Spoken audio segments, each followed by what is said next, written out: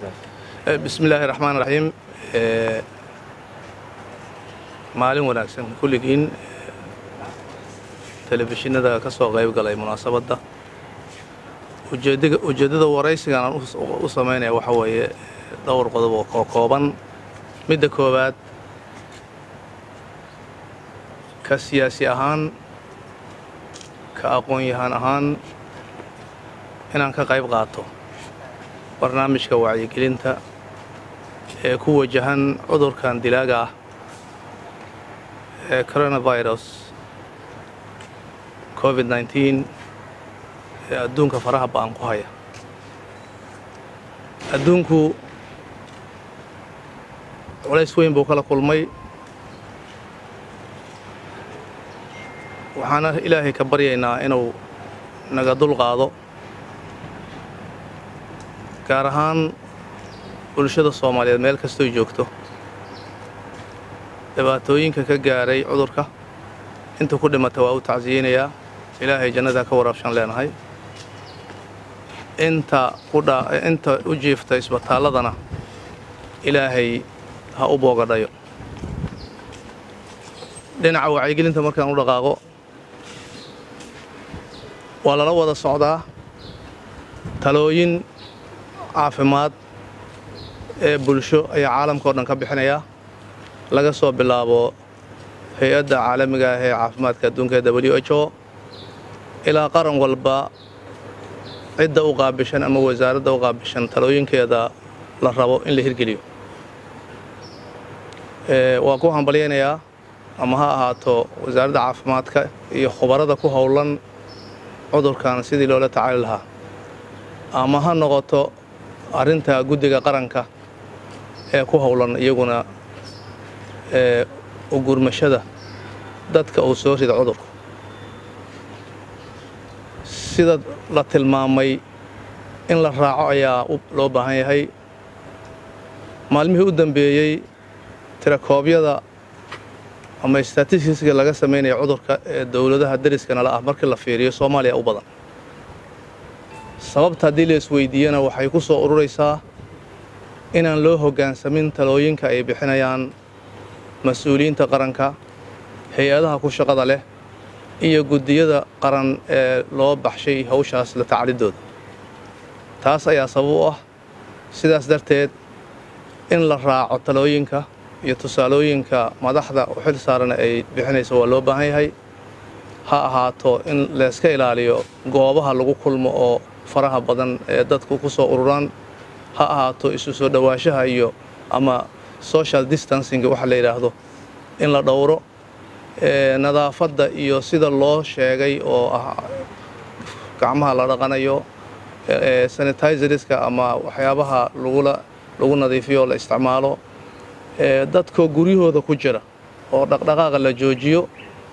arrimahaasoo dhan waxaad moodaa inay xoogaa ka dhegalaayihiin dadkeennu, waana dhibaatada ugu weyn ee keenaysa geerida badan iyo dhibaatada badan ee shacbigeennu kala kulmaya cudurkan dilaaga ah. arrintaas iyada ah waa ku celcelinaynaa. waxaan rabnaa dadku inay guryahooda joogaan, inay isu tegin. waxaa la rabaa dhallinyaradu iyagaa socod badan inay inta baxaan soo noqon cudurka u keenin qoyska, ama meeshay tegayaan aanay geynin. arrimahaasoo dhan waxaan rabnaa inay hoosta ka xariiqdo bulshadeennu, ilaahayna aan barino, la ducaysto cudurkan si looga badbaado. waxaan aad uga xumahay ayna tahay waajib inaan sheego, waxaan ka maqlaynaa qalabka warbaahinta waxgarad fara badan oo ka kooban siyaasiyiin iyo culamaa'udiin iyo aqoon-yahanaba oo ay la xun tahay in muxuu ahay masaajidada si ku meel gaara loo xiro oo dadka ayna isu tegin, goobaha lagu ururo inaan la tegin, makhaayadaha iyo hoteelladoo kale in laga joogo. waxaan soo jeedinayaa Soomaaliyey inaan la siyaasadaynin khatarta cudurkan ku haya dalkeena, in bataatanba laga ilaaliyo siyaasad oo awrkacsi iyo dadka in lagu kiciyo in laga ilaaliyo. war haddii kacbadii ilaahay la xiray, masaajidadii Maka iyo Madiine la xiray, waxa loogu doodayo in masaajidada la furo dadku ha dhamaado miya? dadku hadday dhammaadaan yaa lagu eedayaa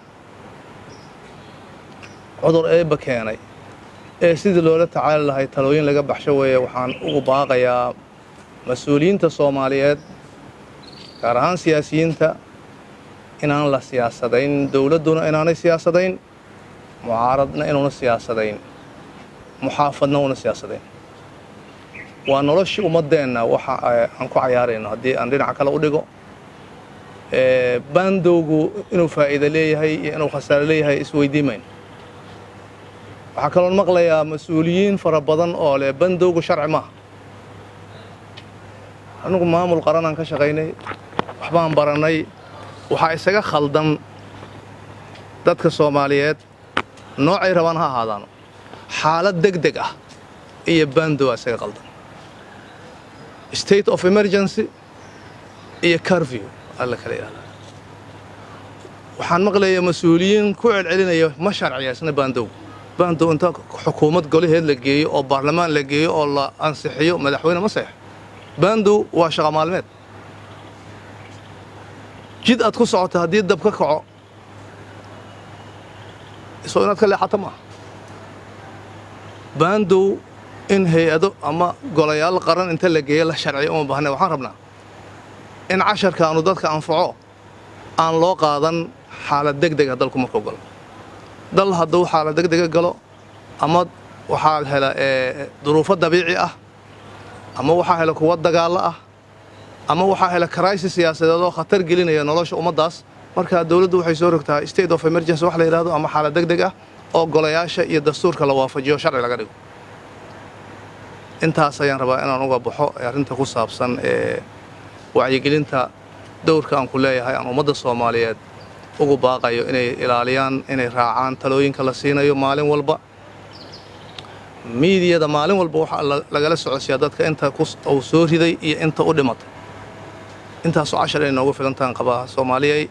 aad iyo aad ayaan mar kale uga tacsiyeynaynaa inta uu galaaftay cudurkaanu, inta isbitaalada jirtana ilaahan u baryana inay bogsadaan. intaa waxaan rabaa inaan ku daro, iyagana waxaa dhacday sidaad maqlayseen magaalada Qardho ee gobolka Bari waxaa ka dhacday iyadana arrin musiibo kale ah, dabiici ah, fatahaado iyo ku soo rogmaday oo buuraha roobka ka da'ayo ay waxyeeleeyeen dadkeenni Soomaaliyeed iyo hantidoodiiba ay burburiyeen. waa u tacsiyeynaynaa intii ku dhimatay, intii ku waxyeelowda ama ku dhaawacantana ilaahaan uga baryaynaa inuu u boogadhayo. sida caadadu ay tahay Soomaalida, shacbiga Soomaaliyeed ee walaalaha ah ee isu gurmada ee murugada qaybsada ee farxadda qaybsada, waxaan ugu baaqayaa inay arrintaas ilgaar ku fiiriyaan, inay u tacsiyeeyaan dadka, inay wax taraan inta ku waxyeelowdo xooluhu hantidooda ku baaba'da. dowladda Soomaaliyeed waxaan ugu baaqayaa iyadana inay gurmad degdega la gaarto, inay u magacaawdo guddiyo howlahaas gala, in beesha caalamka loogu qaylo dhaamiyo dadka guryahooda burbureen oo hantidooda burburtay in la siiyo kaalmo la siiyo. kaalmaduna waxay ka bilaabataa Soomaalidu inay iskaalmayso. waa dadkeenni dadka wax noqday.